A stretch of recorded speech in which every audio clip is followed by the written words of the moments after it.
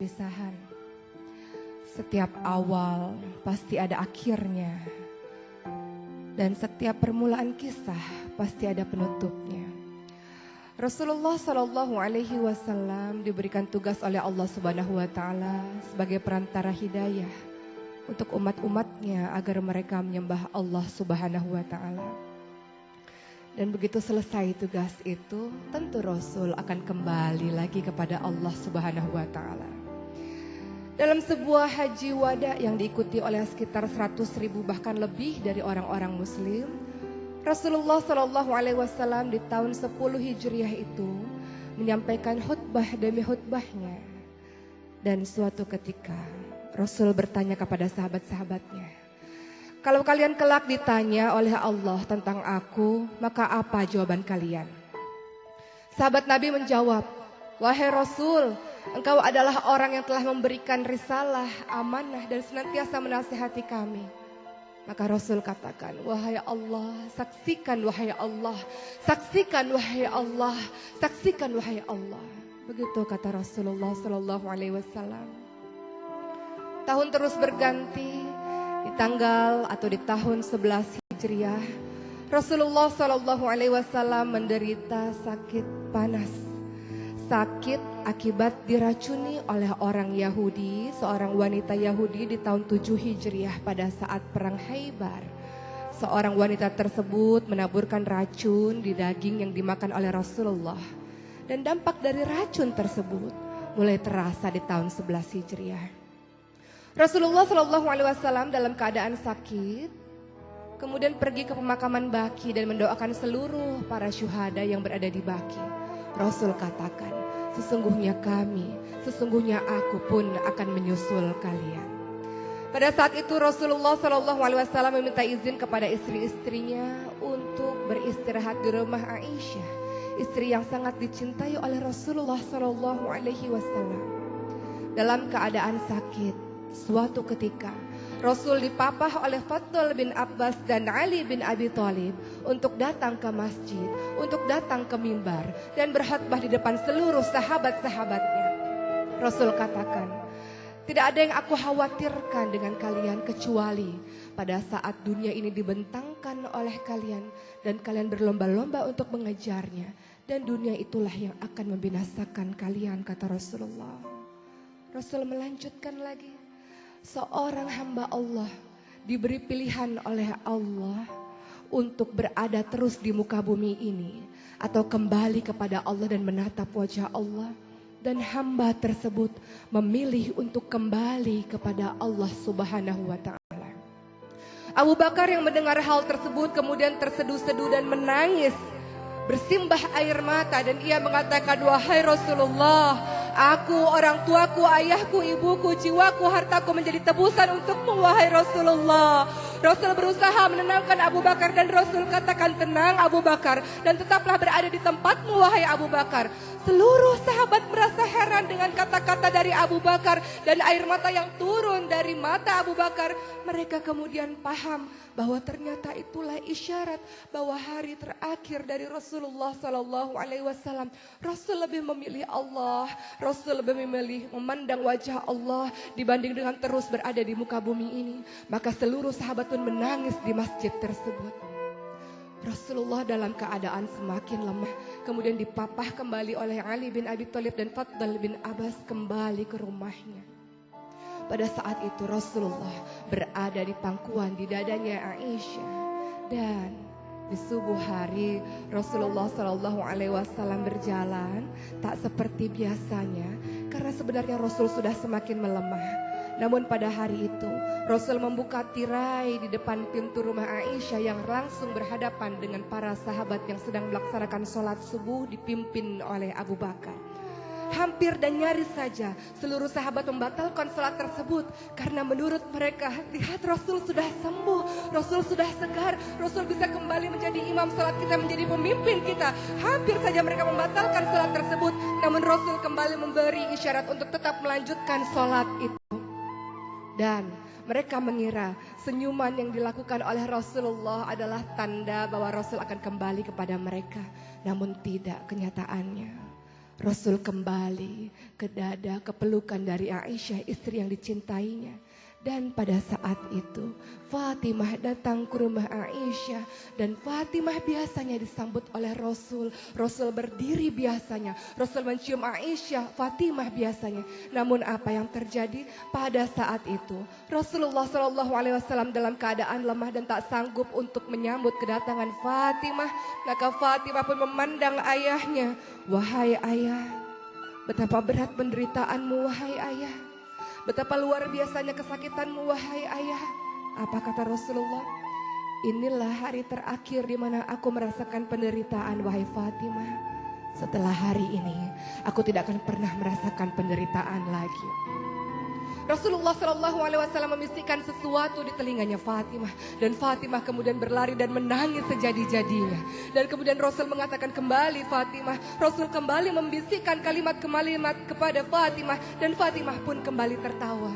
Dan ternyata di kemudian hari orang-orang dan Aisyah bertanya pada Fatimah tentang bisikan Rasul. Fatimah menjawab, di bisikan pertama Rasul katakan bahwa Rasul akan pergi meninggalkan kita semua. Itu yang membuat aku menangis. Dan di bisikan kedua, Rasul mengatakan bahwa aku adalah orang yang paling pertama untuk menyusul ayahku Rasulullah. Dan itulah yang membuatku tertawa.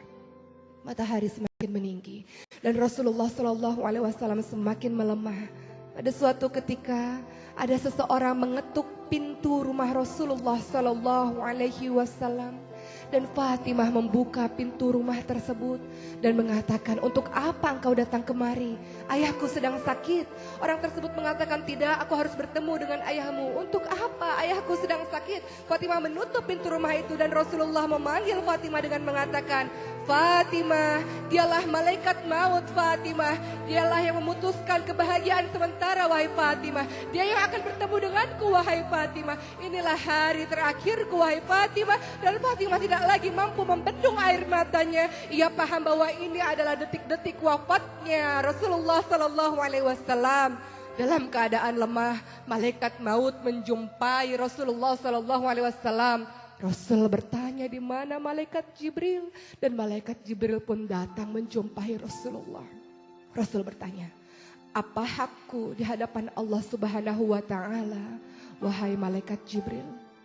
Malaikat Jibril menjawab bahwa Allah Subhanahu wa taala telah menantimu di surga.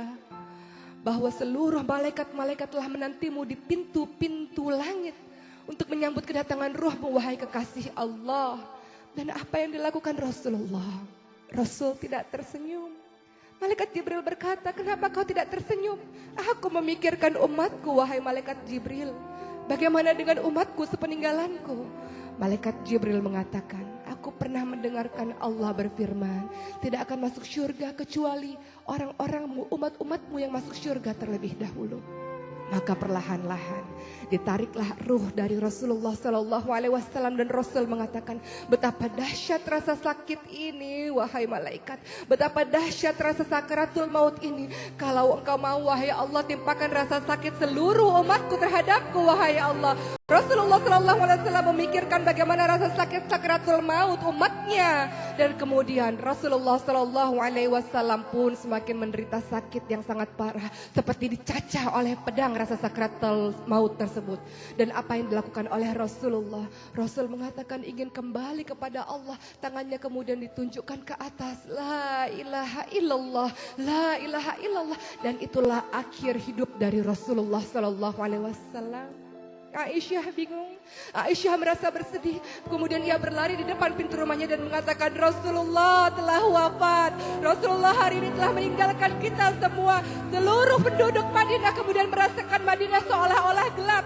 Dan mereka kemudian di antara mereka ada yang pingsan, di antara mereka ada yang bersimbah air mata. Dan apa yang dikatakan oleh Umar bin Khattab, tidak, Rasulullah tidak meninggal, Rasulullah tidak wafat. Rasulullah hanya seperti Nabi Musa alaihissalam yang datang kepada Allah dan kemudian kembali terhadap kita.